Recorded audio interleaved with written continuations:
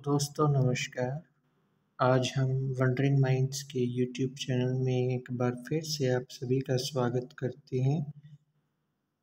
दोस्तों हमने history of English literature की जो सीरीज़ शुरू की थी उसमें आज हम अपनी 4th लेक्चर की तरफ आ रहे हैं जो कि ग्रीक लिटरेचर यानी यूनानी साहित्य पर है। दोस्तों आप सभी ने हिस्ट्री ऑफ इंग्लिश लिटरेचर को ब्रिटिश लिटरेचर से पढ़ना शुरू किया होगा, लेकिन ऐसा नहीं है साथियों। जो लिटरेचर है वो ब्रिटिश लिटरेचर से पहले भी लिखा जाता था। बेसिकली इसकी शुरुआत इंग्लिश लिटरेचर से पहले ग्रीको रोमन टाइम पीरियड में हुई थी।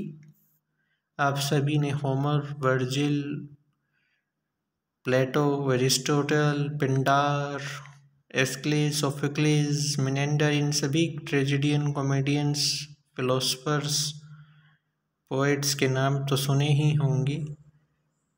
तो ये सब कहाँ से थे? ये सभी ग्रीक वासी थे मेरे दोस्तों। साथियों, अपने इस लेक्चर सीरीज़ को कंटिन्यू करने से पहले मैं आप सभी से एक और चीज़ बोलना चाहूँगा। इससे पहले कि जो हमने 3 लेक्चर वीडियोज़ ली हैं जो कि chronological sequence of timeline British literature के ऊपर है, एक इंग्लिश मोनार्क्स के ऊपर है, और इसके अलावा जो 3rd वन है वो इंट्रोडक्शन है ब्रिटिश लिटरेचर की मेजर राइटर्स और उनके इम्पोर्टेंट वर्क्स के ऊपर। ये सारी वीडियोस न केवल बिगनर्स के लिए बेनिफिशियल हैं, बल्कि जो बिगनर्स से आगे चल पड़े हैं स्टूडेंट्स उनके लिए भी हेल्पफुल होने वाली हैं। ये सभी lectures UGC net point of view से तो इम्पोर्टेंट हैं ही, साथ ही में आप इन्हें TGT English, PGT English, set English या फिर किसी अदर कम्पिटिटिव एग्ज़ाम जो कि इंग्लिश लिटरेचर से रिलेटेड है उनमें इनका भरपूर उपयोग कर सकते हैं। इनको अच्छे से यूटिलाइज कर सकते हैं जो भी नॉलेज आपको इन लेक्चर्स से मिले। डियर लर्नर्स,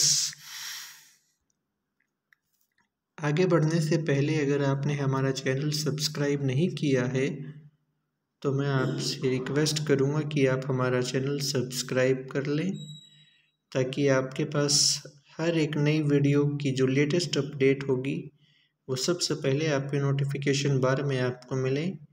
और ज़्यादा से ज़्यादा वीडियोस पे कमेंट दें। आप कमेंट्स में आप अपने सजेशंस भी दे सकते हैं, हमें मटेरियल में क्या मॉडिफिकेशन करनी चाहिए, साउंड क्वालिटी कैसी रखनी चाहिए, मटेरियल क्वालिटी कैसी करनी चाहिए, या फिर जो भी आप लोगों को अच्छा लगे आप हमें बाकायदा कमेंट कर सकते हैं। आप सभी के कमेंट्स को सीरियसली लिया जाएगा डियर लर्नर्स। इसके अलावा आप हमारी वीडियोस को अगर आपको पसंद आए तो आप लाइक कर सकते हैं और ज़्यादा से ज़्यादा शेयर करके वंडरिंग माइंड्स को ग्रो करने में हेल्प कर सकते हैं डियर लर्नर्स। इसके अलावा वंडरिंग माइंड्स के 2 व्हाट्सएप ग्रुप और एक टेलीग्राम ग्रुप भी है। व्हाट्सएप ग्रुप्स में डेली डिस्कशन 24/7 चलता रहता है, और जो टेलीग्राम ग्रुप है उसमें डेली 9 PM क्विज़ेज होती हैं जो कि फ्री ऑफ कॉस्ट हैं।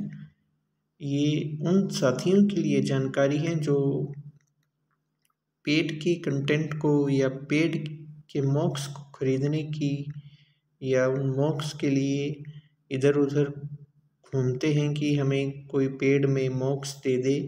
तो साथियों, आप सभी से एक निवेदन है कि आप एक बार हमारे टेलीग्राम ग्रुप में जो डेली 9 PM क्विज़ेज होती हैं उन्हें अटेम्प्ट करके देखें।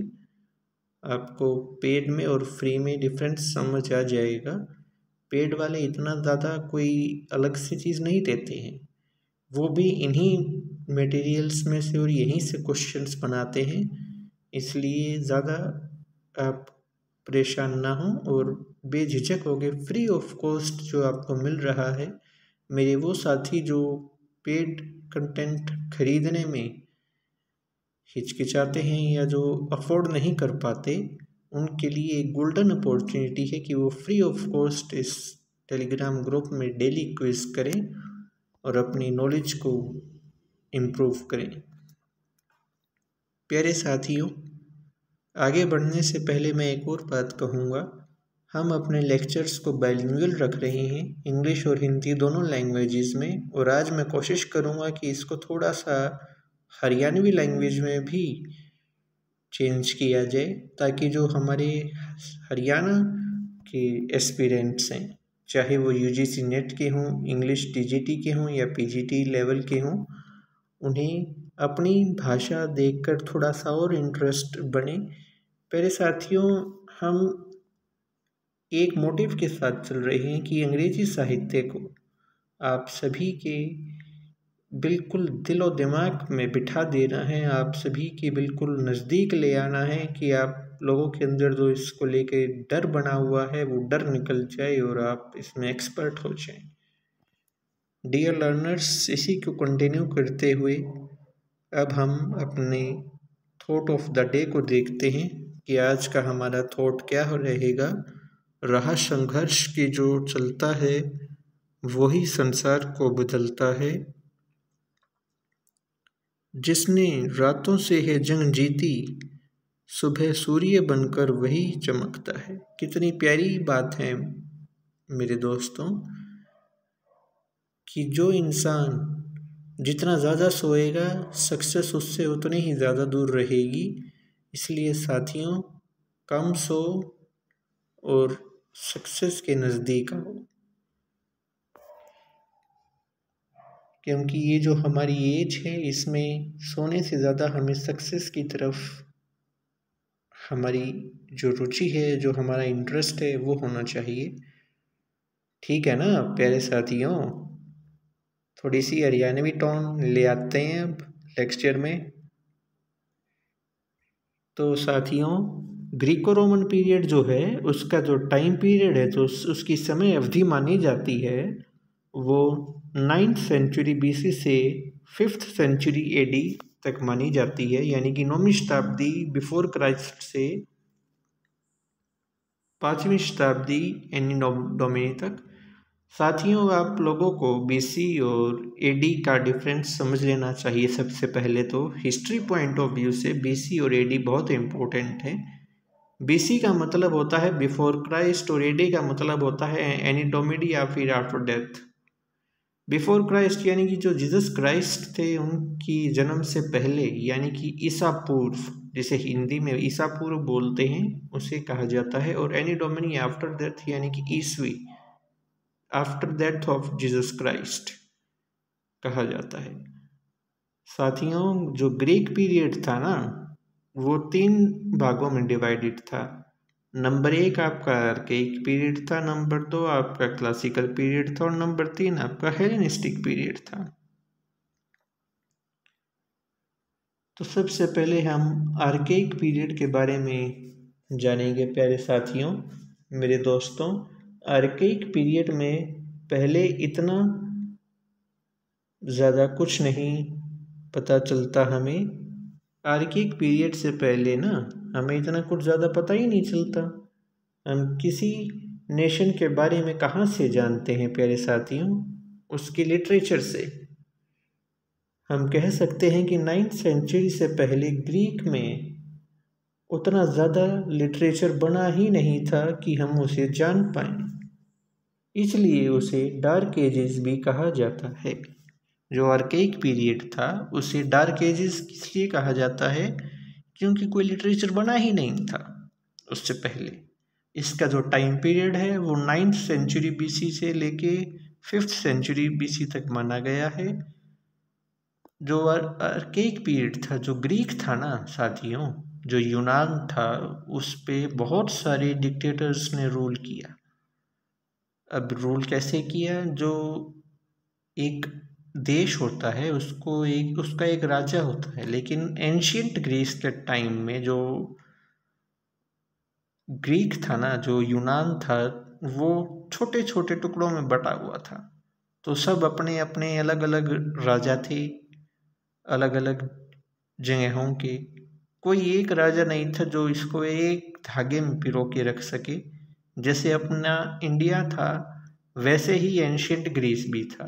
इंडिया में भी प्राचीन काल में एंशियंट टाइम्स में कोई एक ऐसा राजा नहीं रहा जिसने पूरे इंडिया को एक सूत्र में बांधने का काम किया हो सिवाय चंद्रगुप्त के। उससे पहले सब ऐसे ही बटे हुए रहे। ऐसे ही ग्रीक है। ग्रीक में भी एक महान राजा हुए अलेक्जेंडर द ग्रेट। आप सभी को पता है सिकंदर महान के बारे में, सभी ने सुन रखी है उनकी कहानियाँ कि वो यूनान से चले और सब कुछ जीतते हुए इंडिया में आ गए थे, हमारे देश में उसको भी जीता है ना साथियों। तो ये सब बातें कहाँ की हैं? ये यूनान की बात है। तो यूनान को ना बहुत सारे जो डिक्टेटर थे वो रूल कर रहे थे। उसमें बहुत सारी सिटी स्टेट्स बन गई थी अलग अलग। पेरिक्लिस नाम का एक डिक्टेटर उनमें से एक था। ठीक है साथियों। इसके अलावा जो पर्शियंस थे वो इनके कॉमन एनिमी रहे। जो ग्रीक था ना, जो यूनान था, उसमें जितने भी सिटी स्टेट्स थे उन सभी का एक कॉमन एनिमी, एक कॉमन दुश्मन जो था वो था पर्शिया। आप सभी ने एक मूवी भी देखी होगी साथियों, जो कि 300 स्पार्टन्स वर्सेस 1000 पर्शियंस नाम से बनी है। ये मूवी बहुत इंटरेस्टिंग है, इसे भी देखिएगा। तो प्यारे साथियों, इसके बाद बात करते हैं हम क्लासिकल पीरियड की, जिसका टाइम पीरियड 6th सेंचुरी से लेके 4th सेंचुरी BC तक माना गया। इसको high point of arts and literature कहा जाता है कि इस टाइम पीरियड में आर्ट्स एंड लिटरेचर की डेवलपमेंट होनी शुरू हुई। क्लासिकल ड्रामा, ट्रेजेडी, कॉमेडी सब कुछ डेवलप होने लगा। साथ ही में जो कुछ क्रिटिसिज्म भी इसमें एमर्ज हुआ। अब ओल्ड कॉमेडी, न्यू कॉमेडी का कंसेप्ट भी यहीं बना। साथियों, आप सभी जानते हैं कि जो हेलेनिस्टिक पीरियड है उसमें इतनी लिटरेचर की ग्रोथ नहीं हुई। उसे पीरियड कहा जाता है अलेक्जेंडर द ग्रेट के नाम का, क्योंकि उस टाइम पॉलिटिकल एडवांसमेंट बहुत ज़्यादा हुई थी। लिटरेचर में कोई ऐसी ग्रोथ नहीं हुई जिसके बारे में हम हेलेनिस्टिक पीरियड में जान सकें। लेकिन क्लासिकल पीरियड के अंदर जो कि क्लासिकल ड्रामा था उसका एमर्जेंस हुआ। Old comedy, new comedy, tragedy, बहुत कुछ, यहाँ तक कि क्रिटिसिज्म में प्लेटो, एरिस्टोटल तक भी फिलोसफर्स इस टाइम पीरियड में आ गए थे। प्यारे साथियों, इसके बाद हम बात करते हैं हमारे आर्केइक पीरियड की, जो कि 9th to 5th century BC माना जाता है। इसमें आपने एक नाम सुना होगा होमर का। होमर एक ग्रेटेस्ट ग्रीक एपिक पोएट थे जो कि ब्लाइंड थे। Not much known about his life. उनकी लाइफ के बारे में हमें ज़्यादा जानकारी नहीं मिल पाती है, कोई ऐसी ऑथेंटिक जानकारी, कोई ऐसी पर बिल्कुल जिसको हम कहते हैं ना अपनी देसी भाषा में, जो बिल्कुल स्टैम्प वाइज हो कि भाई इस पर स्टैम्प लगा दी अब तो ये सही है, इसको आप डिनाई नहीं कर सकते। तो उनकी जो लाइफ के बारे में है वो किसी ने ऐसी जानकारी ही नहीं दी है। तो लेकिन उनके दो great epics, the Iliad and the Odyssey की वजह से उन्हें जाना जाता है। ये बहुत ही फेमस एपिक्स रहे हैं होमर की। समझ में आ रही है ना साथियों? भाइयों देखो, जो दो द इलियड था वो एक ओल्डेस्ट एपिक था, बहुत पुराना एपिक था, जो कि हमें ट्रोजन वार के बारे में बताता है। इसके अंदर एक्किलीज, पेरिस, हेक्टर, हेलेन, ये सभी जब ये जो ट्रोजन वॉर में एक्लीज, पेरिस, हेक्टर और जो हेलेन थी, हेलेन के बारे में आप सभी जानते होंगे मेरे सभी साथी अंग्रेजी साहित्य के। हेलेन जो थी वो मोस्ट ब्यूटीफुल लेडी थी इस संसार की, हेलेन ऑफ ट्रॉय, है ना प्यारे साथियों। तो ये जो सभी थे, ये जो सभी चारों, ये इन सभी के रिवॉल्व करती है ये जो इलियड एपिक है, इन चारों पांचों कैरेक्टर्स के इर्द गिर्द घूमती है। इसके अलावा हमारा जो द ओडिसी है, ओडिसी के अंदर हम देखते हैं कि ये सीक्वल है किसका, इलियड का। जर्नी ऑफ एडिपस और journey of Odysseus and Ulysses, Rome में इसे यूलिसिस कह देते हैं। और ये जर्नी है किसकी, ट्रोय से लेके इथाका तक की। मेरे साथियों जो होमर था वो ब्लाइंड था, इसलिए उसने कोई अपने जो एपिक्स थे वो लिखे नहीं थे, रिटन फॉर्म में नहीं थे, ये ओरली ट्रांसमिटेड थे, इन्हें बाद में लिखा गया आफ्टर हिज डेथ। ठीक है साथियों। इसके अलावा जो ओडिसी के अंदर ट्रोय टू इथाका की जर्नी है, जब जो ये जर्नी होती है, इसके अंदर क्या होता है साथियों, ये एक 10 साल की लंबी जर्नी है जो कि हर्डल्स और कैटास्ट्रोफेस को पार करते हुए कौन ट्रोय से इथाका पहुंचता है साथियों, एक्लीज। ठीक है, इतना ही बताया गया है इस वर्ग के अंदर। इसके बाद हम देखते हैं, ये आप पिक्चर देख सकते हैं ट्रोजन वॉर की। इसके बाद हम जानेंगे क्लासिकल पीरियड के बारे में, जो कि 5th to 4th century BC के अंदर माना जाता है, जिसके अंदर क्लासिकल ड्रामा में ट्रेजेडी और कॉमेडी आती हैं। ट्रेजेडी के बारे में मैंने आपको बताया है, क्लासिकल ट्रेजेडी और कॉमेडी के बारे में हम देखते हैं। क्लासिकल ट्रेजेडी जो है वो एमर्ज होती है लेट 6th सेंचुरी BC के अंदर, in the festival of Dionysus. Dionysus कौन थे, god of wine and merriment, and Rome के अंदर डायनोसियस को टेकेशियस भी कह देते हैं। प्यारे साथियों,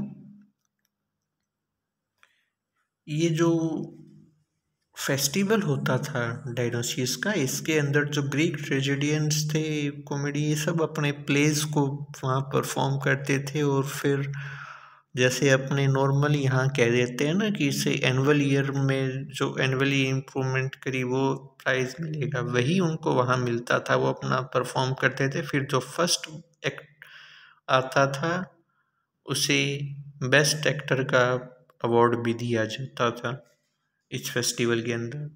जो स्ट्रक्चर था क्लासिकल ट्रेजेडी का, वो 4 भागों में बांटा जाता है। पहला प्रोलोग, दूसरा आपका पैराडोस, तीसरा आपके एपिसोड, और चौथा आपका एक्सोडोस। प्रोलोग के अंदर हम जानते हैं introduction to the play and background, यानी कि उस प्ले के इंट्रोडक्शन के बारे में और बैकग्राउंड के बारे में, जो कि मॉडर्न प्लेज के जैसा ही है मेरे प्यारे साथियों। इसके अलावा हम बात करते हैं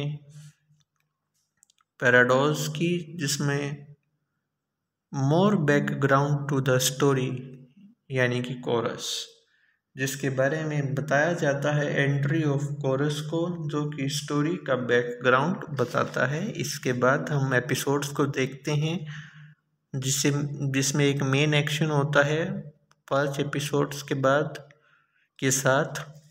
इसके बाद फोर्थ एंड लास्ट जो एक्सोडस होता है उसमें हम देखते हैं कंक्लूजन पार्ट होता है प्ले का, और गॉड्स का जो है वो उसका इंटरवेंशन होता है, क्योंकि जो प्लेस थे वो ख़त्म नहीं होते थे, उन्हें एंड करने के लिए गॉड को आना पड़ता था, और उसी चीज़ को गॉड इंटरवेंशन को हम ड्यूस एक्स मकीना भी कह देते हैं प्यारे साथियों।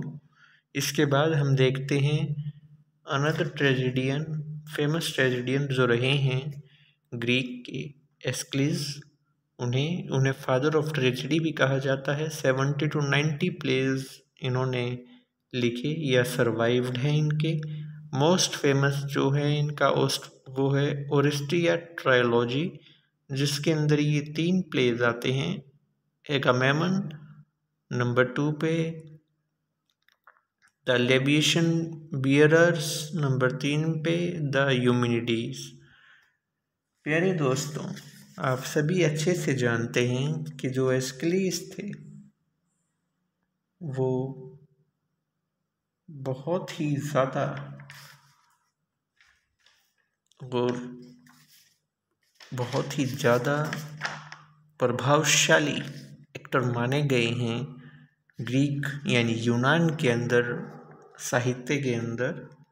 उन्हें फादर ऑफ ट्रेजेडी का टाइटल भी दिया गया साथियों, जो कि एगामेमन है। उसके अंदर आप सभी देखेंगे कि जो अपना ओरेस्टियस है और इलेक्ट्रा, इनकी स्टोरी है। ये दोनों एगामेमन के बेटे और बेटी हैं, ओरेस्टियस और इलेक्ट्रा। ये नाम याद रखिएगा प्यारे साथियों, जो कि कवर करते हैं इन दोनों की स्टोरी को। इसके बाद साथियों, एगामेमन जो है वो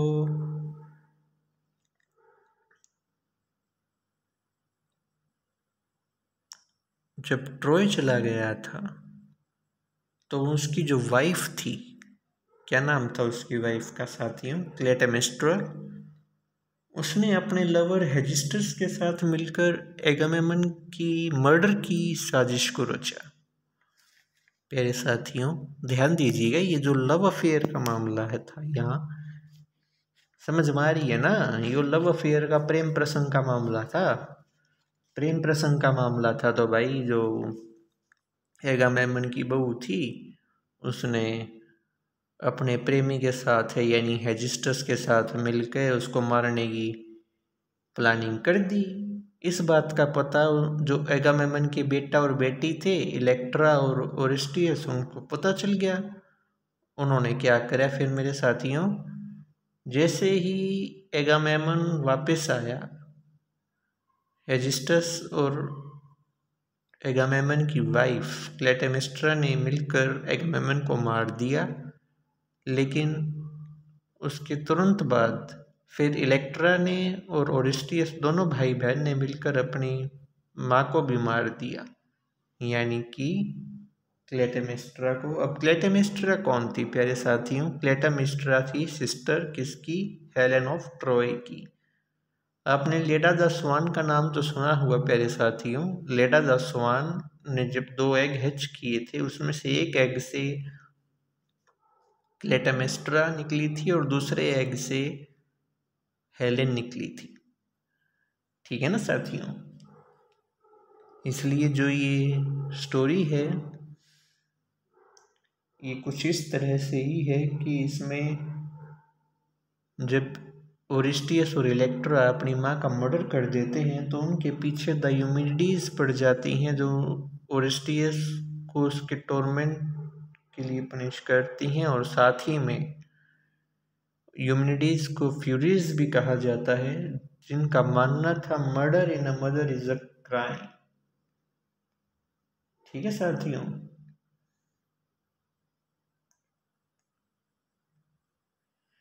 चलिए इसके बाद अब हम देखते हैं नेक्स्ट ट्रेजेडियन फेमस जो रहे हमारे सोफोक्लिस जी, जो कि कंटेम्प्रेरी थे एस्किलस के ही। उन्होंने भी 100 प्लेस के नियर अबाउट लिखा और जो कि उनके सर्वाइव में। इनकी भी एक थीबियन ट्रायलॉजी है जो कि फेमस रही है। इसमें 3 प्लेज आते हैं, एडिपस टायरेनस या फिर एडिपस द किंग। नंबर 2 पे एडिपस एट कॉलोनस। नंबर 3 पे आता है आपका एंटीगन। प्यारे साथी, जो एडिपस टायरेनस और एडिपस द किंग है उसके अंदर बताया गया है कि जो एडिपस था वो पैदा होता है, वो जन्म लेता है थीब्स के जो किंग थे, किंग लॉयस और क्वीन जोकास्टा, उनके घर। लेकिन उससे पहले एक डेल्फिक ओरेकल नाम का बंदा ये भविष्यवाणी करता है, ये प्रोफेसी करता है कि जो एडिपस है वो अपने पिता की हत्या करेगा और अपनी माँ से शादी करेगा।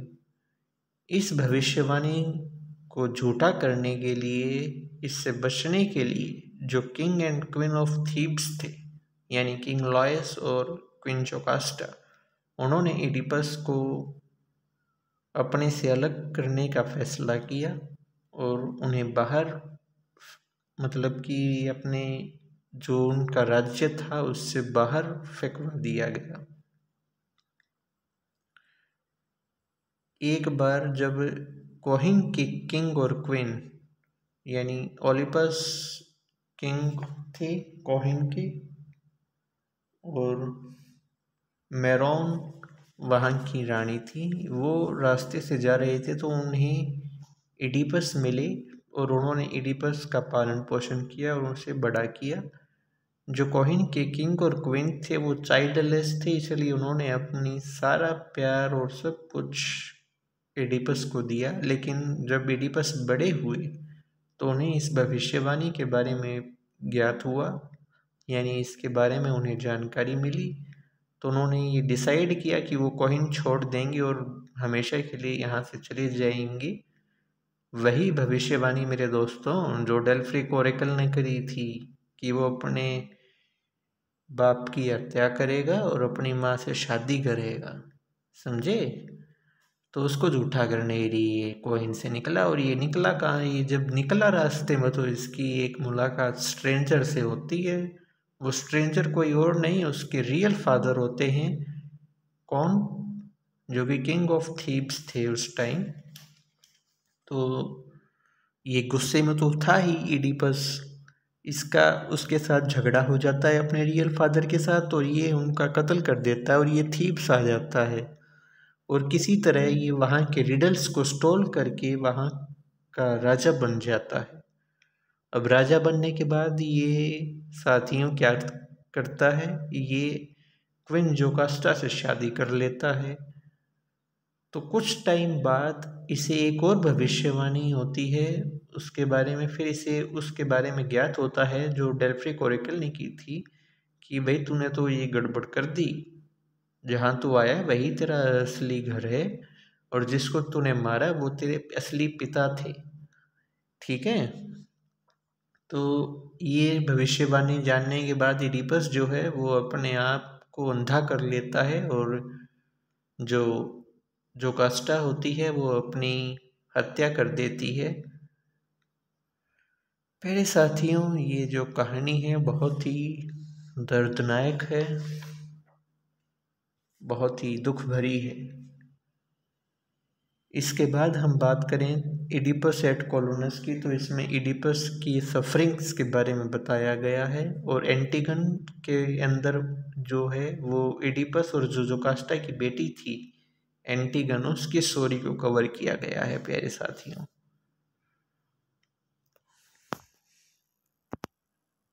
ये देखिए एडिपस एंड द सिफेंग। अब बात करते हैं हम यूरिपिडीज की। इन्होंने 90 प्लेस के नियर अबाउट लिखे। Intellectual compare to Socrates, most famous इनका था मीडिया। मीडिया के अंदर क्या होता है? मीडिया के अंदर मेरे प्यारे साथियों, मेरे प्यारे दोस्तों, मीडिया होती है वो अपने पति जसब से बदला लेने के लिए अपने बच्चों की ही हत्या कर देती है। ये इसका फेमस वर्क है। अब बात कर लेते हैं हम क्लासिकल कॉमेडी की। क्लासिकल कॉमेडी जो है वो डेवलप हुई सटायर प्ले के साथ।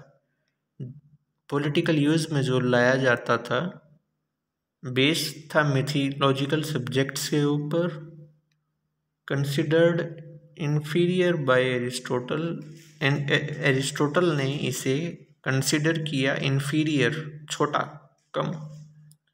अब इसके बाद हम बात करते हैं एरिस्टोफेन्स की, जिनके survived old comedy in contrast with new comedy of Menander. Old comedy new comedy के बारे में हम क्लासिकल पीरियड में जब हमने पढ़ा था, वो मैंने आपको बताया था कि ओल्ड कॉमेडी और जो न्यू कॉमेडी है उसमें क्या फर्क है। ओल्ड कॉमेडी और न्यू कॉमेडी में प्यारे साथियों, जो ओल्ड कॉमेडी है वो सैटिराइज करती है रियल इंडिविजुअल्स और लोकल इश्यूज के साथ। इसके अलावा जो न्यू कॉमेडी है वो स्टॉक कैरेक्टर्स से शुरू होती है और न्यू कॉमेडी से ओल्ड कॉमेडी ऑफ मैनर भी बना प्यारे साथियों।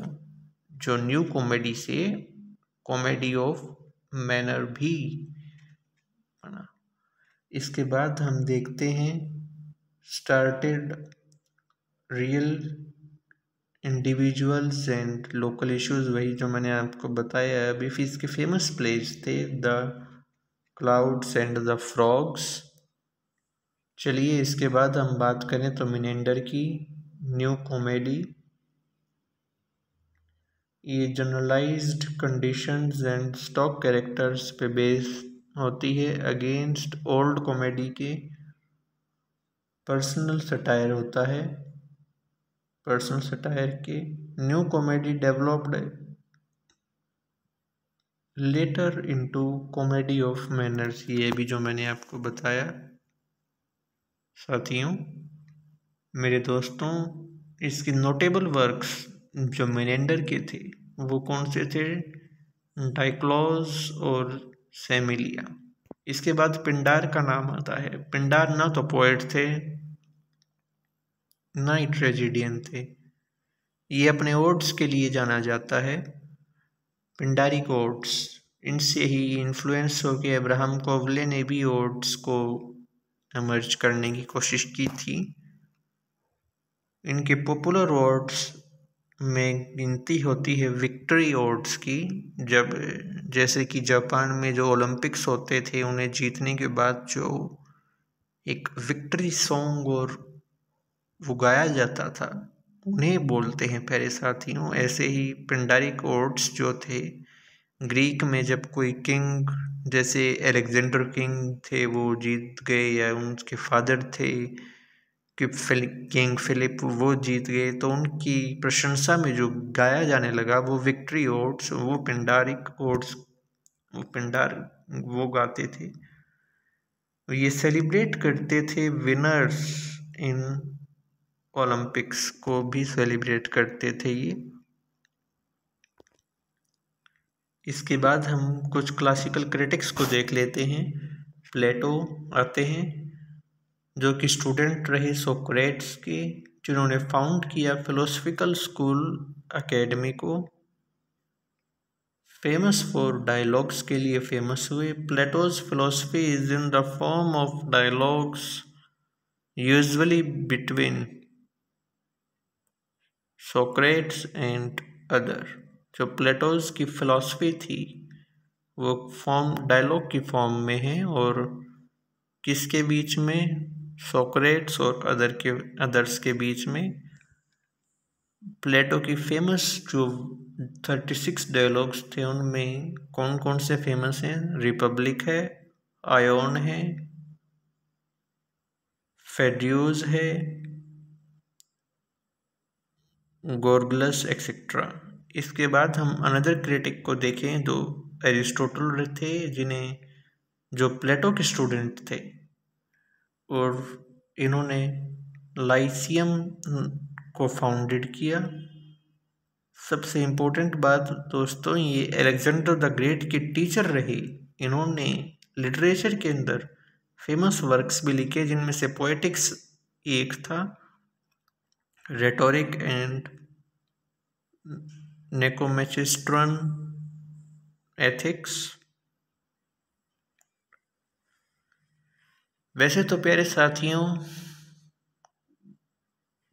जो ये ग्रीक लिटरेचर का ओवरव्यू है, इसमें हम और भी बहुत कुछ ऐड कर सकते हैं। सिर्फ ये एक बेसिक पॉइंट्स हैं। अभी तो काफ़ी वीडियोस बनेंगी, काफ़ी लेक्चर्स लिए जाएंगे। ये सिर्फ आपको नॉर्मल बताया गया है।